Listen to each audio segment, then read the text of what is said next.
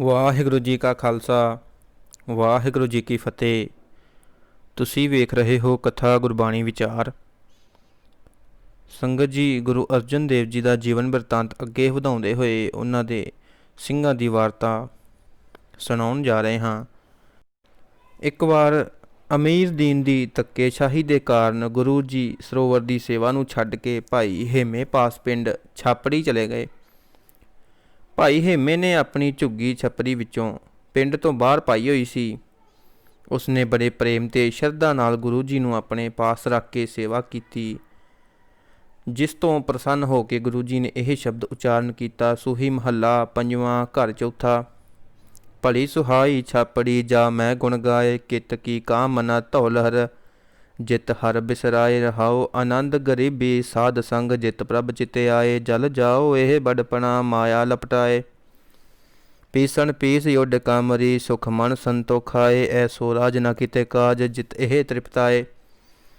ਨਗਰ ਫਿਰਤ ਰੰਗ ਏਕ ਗੈ ਉਹ ਸੋਭਾ ਪਾਏ, ਪਾਟ ਪਟੰਬਰ ਬਿਰਥਿਆ ਜਹ ਰਚ ਲੋਭਾਏ। ਸਭ ਕਿਛ ਤੁਮਰੇ ਹਾਥ ਪ੍ਰਭ ਆਪ ਕਰੇ ਕਰਾਏ, ਸਾਸ ਸਾਸ ਸਿਮਰਤ ਰਹਾ ਨਾਨਕ ਦਾਨ ਪਾਏ। ਇੱਥੋਂ ਚੱਲ ਕੇ ਗੁਰੂ ਜੀ ਸਰਹਾਲੀ ਪਿੰਡ ਚਲੇ ਗਏ ਅਤੇ ਕੁਝ ਦਿਨ ਨਾਮ ਬਾਣੀ ਦਾ ਉਪਦੇਸ਼ ਦਿੰਦੇ ਰਹੇ। ਇੱਥੇ ਗੁਰਦੁਆਰਾ ਚਬੱਚਾ ਸਾਹਿਬ ਬਣਿਆ ਹੋਇਆ ਹੈ। ਸਰਹਾਲੀ ਤੋਂ ਗੁਰੂ ਜੀ ਭੈਣੀ ਪਿੰਡ ਦੀਆਂ ਸੰਗਤਾਂ ਨੂੰ ਤਾਰਨ ਚਲੇ ਗਏ। ਇਸ ਪਿੰਡ ਦੀ ਇੱਕ ਪ੍ਰੇਮਣ ਮਾਈ ਗੁਰੂ ਜੀ ਨੂੰ ਨੇਮ ਨਾਲ ਰੋਜ਼ ਚੂਰੀ ਕੁੱਟ ਕੇ ਛਕਾਉਂਦੀ, ਜਿਸ ਤੇ ਪ੍ਰਸੰਨ ਹੋ ਕੇ ਗੁਰੂ ਜੀ ਨੇ ਬਚਨ ਕੀਤਾ, ਇਹ ਪਿੰਡ ਜਿੱਥੇ ਘਿਓ ਖੰਡ ਦਾ ਸਨਿਗਧ ਭੋਜਨ ਰੋਜ਼ ਹੀ ਮਿਲਦਾ ਹੈ, ਭੈਣੀ ਨਹੀਂ ਚੋਲਾ ਹੈ। ਇਸ ਪ੍ਰਥਾਏ ਗੁਰੂ ਜੀ ਨੇ ਸ਼ਬਦ ਉਚਾਰਨ ਕੀਤਾ। ਧਨਾਸਰੀ ਮਹੱਲਾ ਪੰਜਵਾਂ। ਬਾਹਰ ਜਾਓ ਗੁਰ ਆਪਣੇ ਉੱਪਰ ਸੀਤਲ, ਸ਼ਾਂਤ ਮਹਾ ਸੁਖ ਪਾਇਆ ਸਤ ਸੰਗ ਰਹਾਓ ਓਲਾ। ਹਰ ਤਨ ਸੰਚਨ ਹਰ ਨਾਮ ਭੋਜਨ ਇਹ ਨਾਨਕ ਕੀਨੋ ਚੋਲਾ।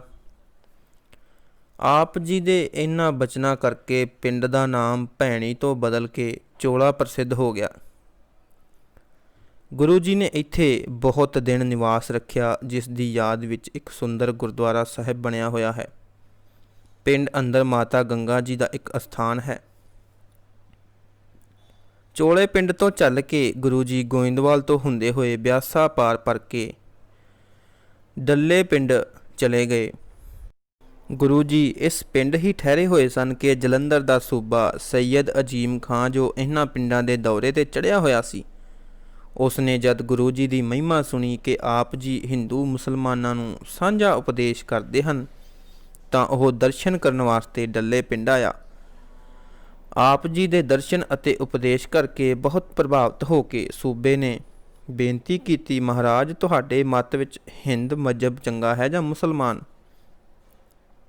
ਇਸ ਦੇ ਉੱਤਰ ਵਜੋਂ ਗੁਰੂ ਜੀ ਨੇ ਇਹ ਸ਼ਬਦ ਉਚਾਰਨ ਕੀਤਾ। ਰਾਮ ਕਲੀ ਮਹੱਲਾ ਪੰਜਵਾਂ। ਕਾਰਨ ਕਰਨ ਕਰੀਮ ਸਰਬ ਪ੍ਰਤਿਪਾਲ ਰਹੀਮ, ਅੱਲ੍ਹੈ ਅਲਖ ਅਪਾਰ ਖੁਦ ਖੁਦਾਈ ਵੱਡ ਬੇਸੁਮਾਰ। ਓ ਨਮੋ ਭਗਵੰਤ ਗੁਸਾਈ ਖਾਲਕ ਰਵੀ ਰਹਿਆ ਸਰਬ ਠਾਈ ਰਹਾਓ। ਜਗਨਨਾਥ ਜਗ ਜੀਵਨ ਮਾਧੋ ਭਉ ਪੰਜਨ ਰਿਦਮਾ ਅਰਾਧੋ। ਰਿਖੀ ਕੇਸ ਗੋਪਾਲ ਗੋਵਿੰਦ ਪੂਰਨ ਸਰਬਤ ਮੁਕੰਦ ਮਿਹਰਵਾਨ ਮਹੁਲਾ ਤੁਹੀ ਏਕ। ਪੀਰ ਪਕੰਬਰ ਸੇਖ ਦਿਲਾ ਕਾ ਮਾਲਕ ਕਰੇ ਹਾਕ। ਕੁਰਾਨ ਕਤੇਬ ਤੈ ਪਾਕ ਨਰੈਣ ਨਰ ਹਰ ਦਇਆਲ। ਰਮਤ ਰਾਮ ਘਟ ਘਟ ਆਧਾਰ ਵਾਸੁਦੇਵ ਬਸਤ ਸਭ ਠਾਏ। ਲੀਲਾ ਕਿਛ ਲਿਖੀ ਨ ਜਾਏ ਮਿਹਰ ਦਇਆ ਕਰ ਕਰਨੈ ਹਾਰ। ਭਗਤ ਬੰਦਗੀ ਦੇਹ ਸਿਰਜਣਹਾਰ ਕਹਿ ਨਾਨਕ ਗੁਰ ਖੋਏ ਪਰਮ ਏਕੋ ਅੱਲ੍ਹੈ ਪਾਰ ਬ੍ਰਹਮ।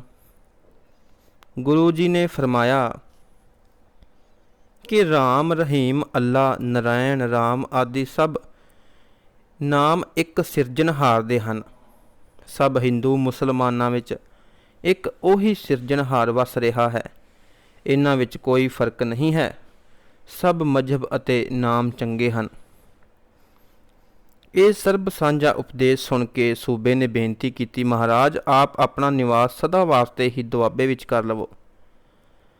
ਮੈਂ ਆਪ ਜੀ ਨੂੰ ਨਿਵਾਸ ਵਾਸਤੇ ਜਲੰਧਰ ਸ਼ਹਿਰ ਦੇ ਨੇੜੇ ਜਗ੍ਹਾ ਦੇ ਦਿੰਦਾ ਹਾਂ।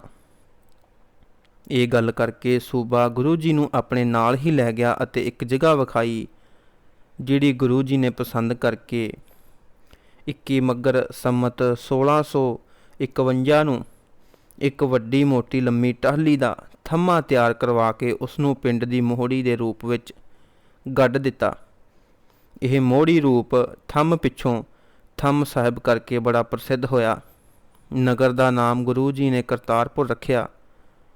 ਪਿੱਛੋਂ ਸੰਮਤ 1654 ਵਿੱਚ ਗੁਰੂ ਜੀ ਨੇ ਇੱਥੇ ਮਾਤਾ ਗੰਗਾ ਜੀ ਦੇ ਨਾਮ ਨਾਲ ਇੱਕ ਖੂਹ ਲਗਵਾਇਆ, ਜਿਸ ਦਾ ਨਾਮ ਗੰਗਸਰ ਪ੍ਰਸਿੱਧ ਹੈ।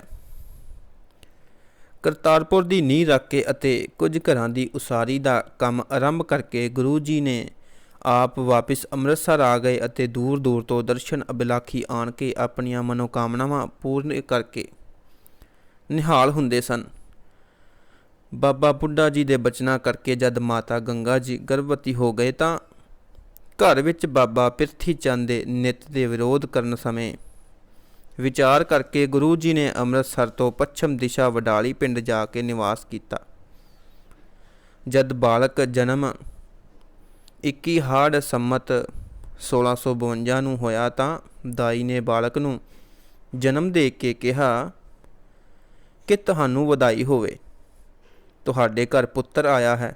ਸ਼੍ਰੀ ਗੁਰੂ ਅਰਜਨ ਦੇਵ ਜੀ ਨੇ ਵਧਾਈ ਦੀ ਖਬਰ ਸੁਣ ਕੇ ਅਕਾਲ ਪੁਰਖ ਦੇ ਧੰਨਵਾਦ ਵਜੋਂ ਇਹ ਸ਼ਬਦ ਉਚਾਰਨ ਕੀਤਾ, ਸਤਿਗੁਰ ਸਾਚੈ ਦੀਆ ਭੇਜ ਚਿਰ ਜੀਵਨ ਉਪਜਿਆ ਸੰਜੋਗ ਉਦਰੈ ਮਾਂ ਆਇਆ ਕੇ ਨਿਵਾਸ ਮਾਤਾ ਕੇ ਮਨ ਬਹੁ ਬਿਗਾਸ ਜੰਮਿਆ ਪੂਤ ਭਗਤ ਗੋਵਿੰਦ ਕਾ ਪ੍ਰਗਟਿਆ ਸਭ ਮਹਿ ਲਿਖਿਆ ਧੁਰ ਕਾ ਰਹਾਓ ਦਸੀ ਮਾਸੀ ਹੁਕਮ ਬਾਲਕ ਜਨਮ ਲਿਆ ਮਿਟਿਆ ਰੋਗ ਮਹਾ ਆਨੰਦ ਥੀਆ ਗੁਰਬਾਣੀ ਸਖੀ ਆਨੰਦ ਗਾਵੈ ਸਾਚੈ ਸਾਹਿਬ ਕੈ ਮਨ ਭਾਵੈ ਵਧੀ ਵੇਲ ਬਹੁ ਪੀੜੀ ਚਾਲੀ ਧਰਮ ਕਲਾ ਹਰ ਬੰਦ ਬਹਾਲੀ ਮਨ ਚਿੰਦਿਆ ਸਤਿਗੁਰ ਦਿਵਾਇਆ ਭਏ ਅੰਚਤ ਏਕ ਲਿਵ ਲਾਇਆ ਜਿਉ ਬਾਲਕ ਪਿਤਾ ਉਪਰ ਕਰੇ ਬਹੁਮਾਨ ਬੁਲਾਇਆ ਬੋਲੇ ਗੁਰ ਕੈ ਭਾਣ ਗੁੱਜੀ ਛੰਨੀ ਨਾਹੀ ਬਾਤ ਗੁਰੂ ਨਾਨਕ ਤੁਠਾ ਕੀਤੀ ਦਾਤ।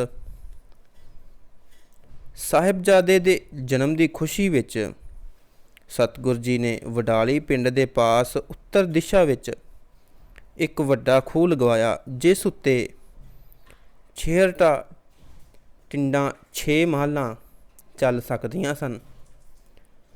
ਗੁਰੂ ਜੀ ਨੇ 66 ਖੂਹ ਨੂੰ ਵਰ ਦਿੱਤਾ ਕਿ ਜਿਸ ਇਸਤਰੀ ਦੇ ਘਰ ਸੰਤਾਨ ਨਾ ਹੁੰਦੀ ਹੋਵੇ ਅਥਵਾ ਜਿਸ ਦੀ ਸੰਤਾਨ ਮਰ ਜਾਂਦੀ ਹੋਵੇ, ਉਹ ਇਸਤਰੀ ਜੇਕਰ ਨੇਮ ਨਾਲ 12 ਪੰਚਮੀਆਂ ਇਸ ਦੇ ਪਾਣੀ ਨਾਲ ਇਸ਼ਨਾਨ ਕਰੇ ਅਤੇ ਵਿਧੀ ਅਨੁਸਾਰ 41 ਪਾਠ ਕਰੇ ਤਾਂ ਉਸ ਦੀ ਸੰਤਾਨ ਚਿਰੰਜੀਵੀ ਹੋਵੇਗੀ।